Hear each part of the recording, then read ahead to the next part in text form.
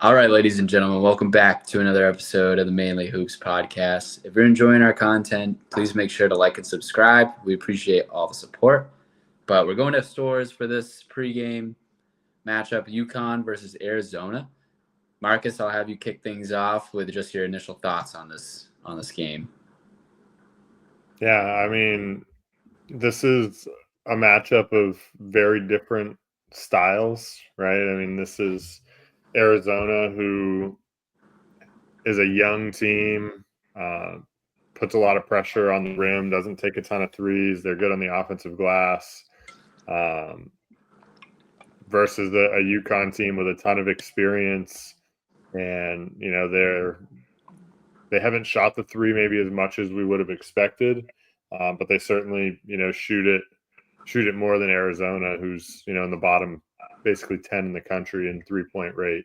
One of the more interesting things about this matchup, something we've spent a lot of the offseason talking about as an issue for UConn was the potential for like a Tarris Reed foul trouble situation. And we really haven't seen that yet, right? In UConn's 4 games, he's played in 3 of them, and he's averaging. The other night he played 34 minutes against BYU and had just 2 fouls. He's done a great job of being more disciplined.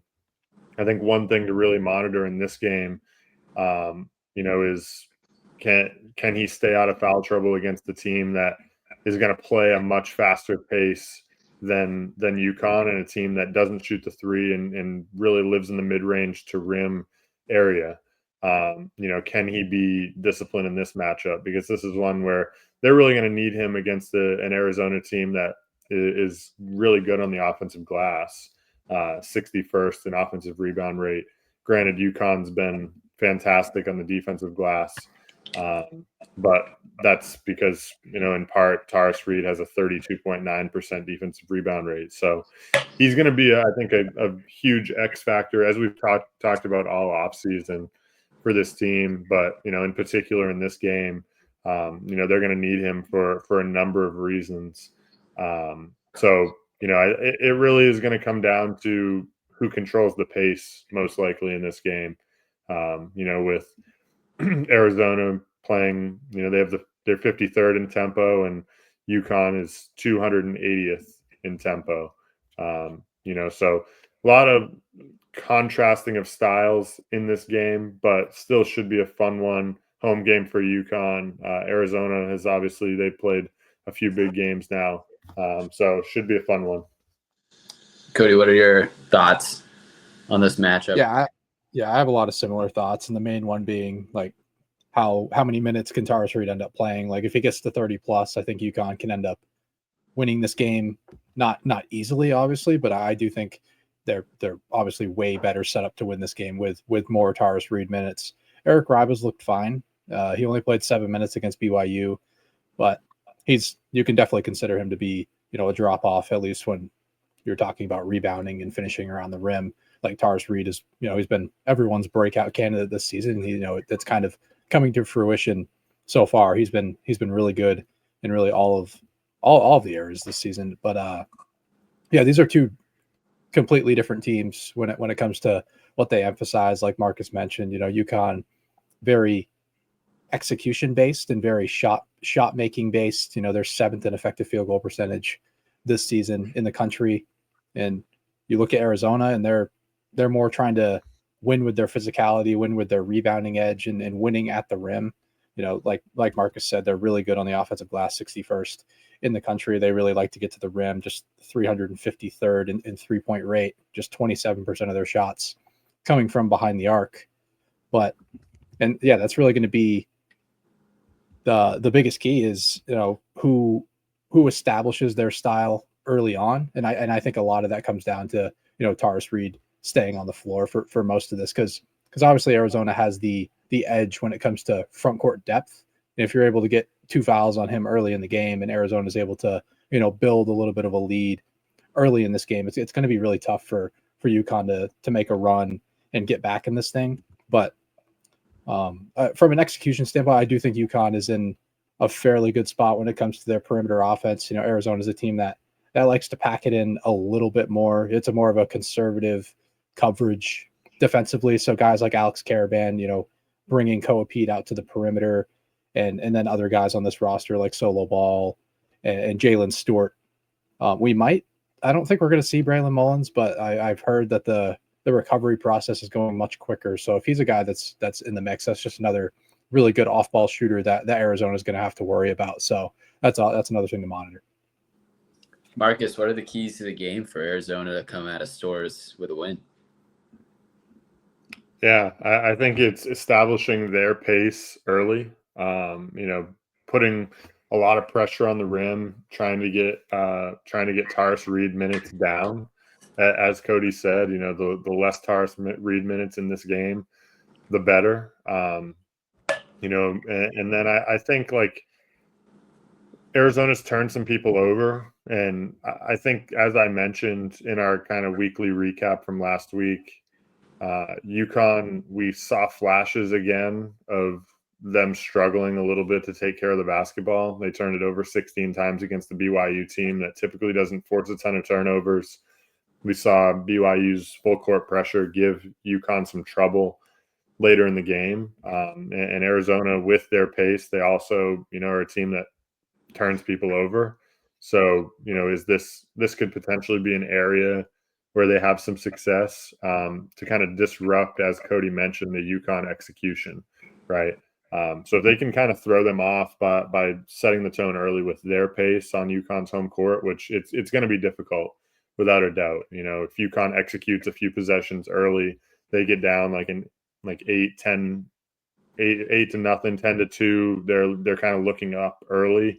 It might be a little bit more difficult because as we saw last year in the tournament, right, when Florida came back against UConn in that second round matchup, it really felt like it was an 8-point game, and it felt like UConn was up by 15 or 16 because just like the way they play, the way they execute, each basket means a little bit more. So especially where you're on the road, you can really feel that. So if they can set the tone early with their pace and put pressure on the rim, get Tarris Reed off the floor, and take advantage of second chance opportunities, because UConn's not as great a defensive rebounding team with him off the floor, of course. So and then potentially take advantage of some turnover forcing opportunities.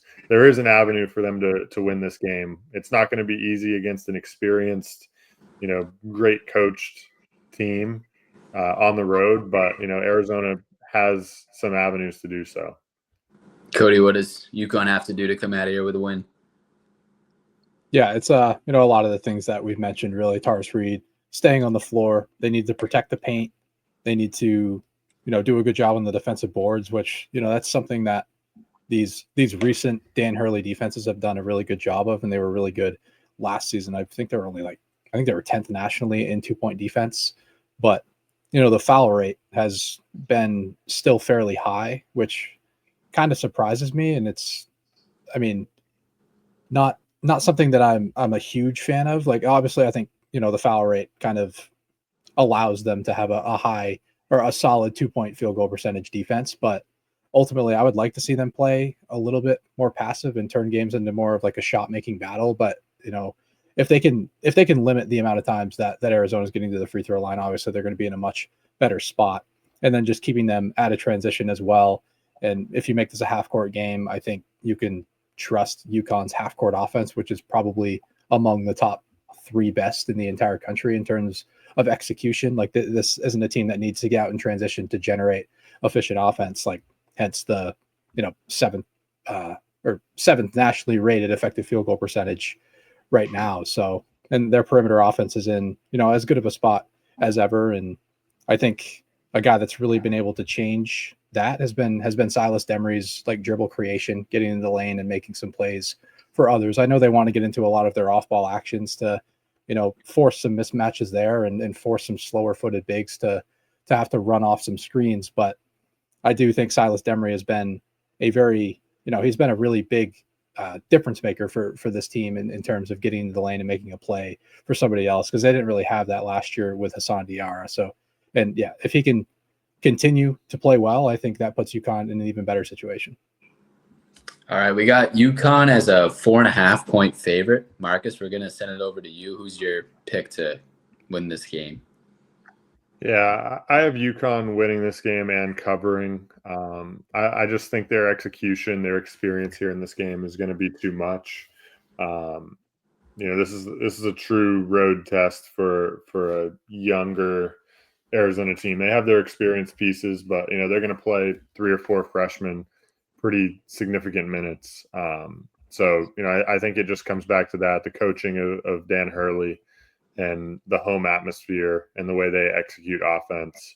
Like I kind of alluded to, when UConn gets up 6 or 8, it feels like a lot bigger mountain to climb. And I could see that being the case here in this game. I have UConn winning by 9, 86-77. I think it should be a fun game with UConn pulling away late. Cody, who do you got?